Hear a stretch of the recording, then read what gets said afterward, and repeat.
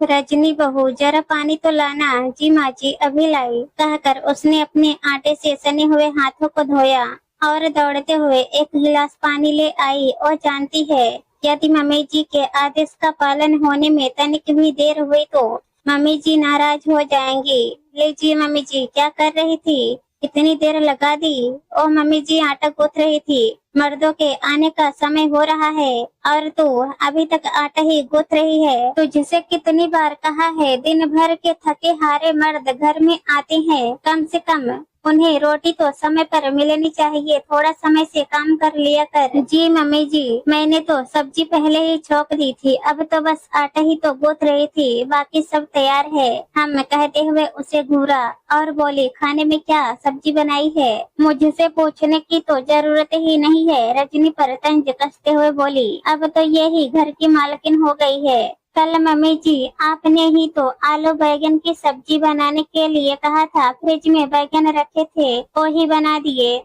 रजनी यह उम्मीद लगाए बैठी थी कि अब वे मेरी प्रशंसा करेंगी, तारीफ के दो बोल बोलेंगी। तभी वो बोली, बहू मुझे समझ नहीं आता, तुझे कब अक्ल आएगी? आलू बैगन ही बनाने थे तो दोपहर में बना लेती। तुझे पता है कार्तिक से बिना दही के सूखी सब्जी नहीं खाई जाती। अब वो परेशान होगा मुझे मालूम है मम्मी जी, इसलिए मैंने उनके लिए दही में हींग जीरे का तड़का लगा कर रखा है। रजनी ने तो जैसे आज कसम खाई है अपनी सास की हर बात का सही उत्तर देगी, तब वे उसके लिए प्रशंसा के दो शब्द बोलेंगी। तभी वो बोली, तेरे ससुर क्या उसका मुंह देखेंगे? उनके लिए तो तूने सोचा ही नहीं होगा। रात्रि में दही खाना सेहत के लिए अच्छा नहीं होता। क्या यह बात भी तुझे बतानी पड़ेगी? कार्तिक अभी जवान है, झेल जाएगा, किंतु अच्छी आदतें जितनी जल्दी हो सके उतनी ही जल्दी डाल लेनी चाहिए। जी, अब रजनी का चेहरा उतर गया और सोचने लगी, गृहस्थ जीवन भी आसान नहीं है। मम्मी जी को खुश करते करते मेरी हालत खराब हो जाएगी, किंतु कोई न कोई परेशानी खड़ी ही रहेगी। मुझे इस घर में आए हुए अभी 6 माह ही हुए हैं और मैं हर संभव प्रयास करती हूँ कि अपनी सास को खुश कर दूँ, किंतु ये है कि मेरे काम में कोई न कोई कमी निकाल ही देती है। ये मेरी परेशानी कब समझेंगी? नई नई जगह आई हूँ, थोड़ा लोगों को समझने में, उनकी रुचि जानने में समय तो लगता ही है। धीरे धीरे सब सीख जाऊंगी, किंतु ये है कि प्रतिदिन एक नया सबक सिखाने लग जाती है। कभी भी मेरे काम से खुश ही नहीं होती। रात्रि में सभी ने भोजन किया और प्रसन्न होकर सोने चले गए। रजनी के ससुर ने उसकी प्रशंसा भी की, बेटा तुमने सब्जी बहुत अच्छी बनाई है। रजनी जब काम निपटा कर अपने कमरे में आई तो कार्तिक फोन पर व्यस्त थे। उन्होंने रजनी को अंदर आते हुए देख लिया। उसका चेहरा उतरा हुआ है, न जाने क्यों उदास है। कार्तिक के मन में विचार आया और उसने रजनी से पूछा, क्या हुआ? कुछ हुआ है या मम्मी ने कुछ कहा है? कार्तिक की प्यार भरी बातें सुनकर रजनी से रुका नहीं गया और बोली, मैं कितना भी प्रयास करती हूँ, किंतु आपकी मम्मी कभी भी मेरे किसी भी कार्य से प्रसन्न ही नहीं होती। तभी तो लोग कहते हैं, औरत ही औरत का दर्द नहीं समझती। यह कहते हुए उसने सारी बात कार्तिक को बता रही कि उनके मध्य क्या वार्तालाप हुआ था।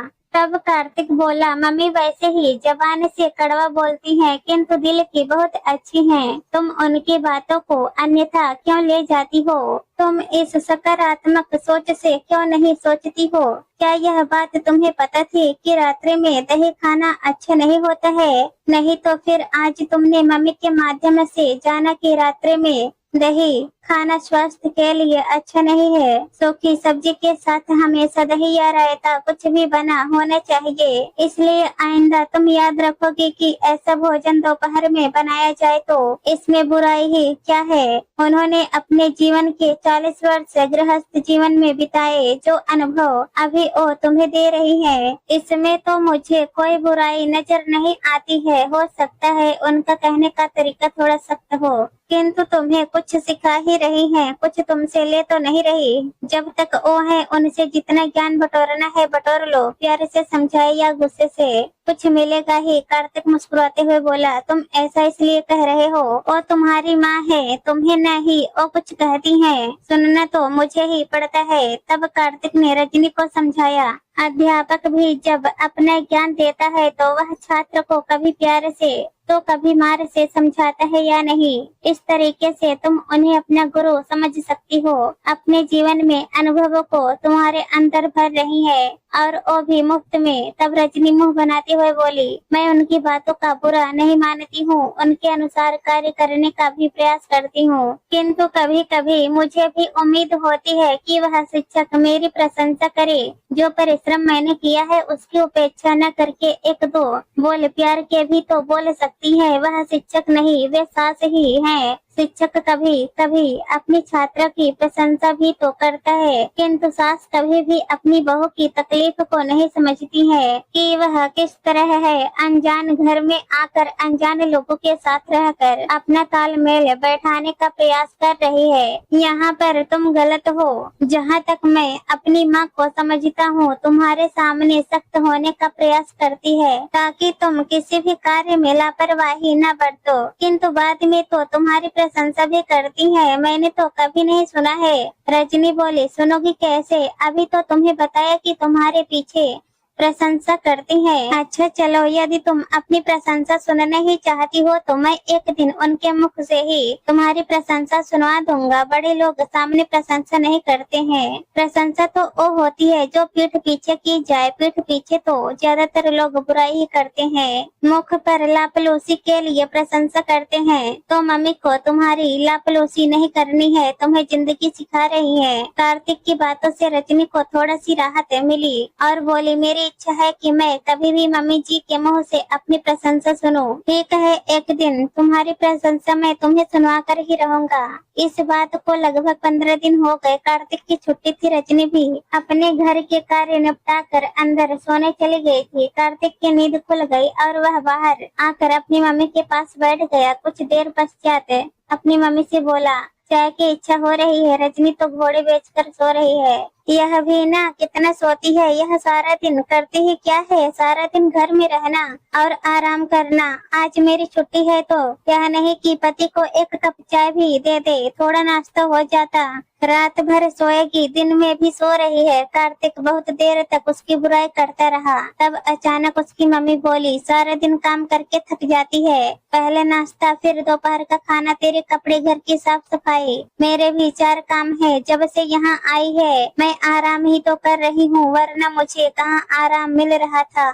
आज सोचा होगा तेरी छुट्टी है, थोड़ा आराम कर लेती हूँ, किंतु तुझे 2 मिनट के लिए भी चैन नहीं है। कब से देख रही हूँ उसकी बुराई पर बुराई किए जा रहा है। आखिर वह भी इंसान है। जा खड़ा हो और 3 कप चाय बना कर ले आ। कम से कम उसे एहसास तो होगा कि तू कितना ख्याल रखता है। उसके लिए चाय बना कर लाया है। इससे पति पत्नी में प्रेम बढ़ता है, अपनापन बढ़ता है। ऐसा तो आप भी कर सकती हैं। कार्तिक ने कहा, मैंने तो आपको उसे डांटते हुए ही देखा है। हंसते हुए वह बोली, सास बहू का रिश्ता ही ऐसा है। हमारी सास हमसे सख्त थी, तभी तो हम जीवन के सभी कार्य सीख पाए। आज वही गुण मैं अपनी बहू को सिखा रही हूँ ताकि वह जीवन में कभी मात न खाए। हाँ, मैं जानती हूँ उसे मेरे व्यवहार से बुरा तो लगता होगा कि ये लाड प्यार तो उसकी माँ ने भी किया होगा। क्या वह वहाँ सीख पाई? इसलिए थोड़ा सास बनना पड़ता है, तभी तो वह आगे जीवन में मजबूत होकर तेरे कंधे से कंधा मिलाकर चल पाएगी। अब अपनी सास के मुंह से ये सब बातें सुनकर रजनी के आंखों में आंसू आ गए और सोचने लगी, सही तो कह रही है, सास बहू का रिश्ता ही ऐसा होता है।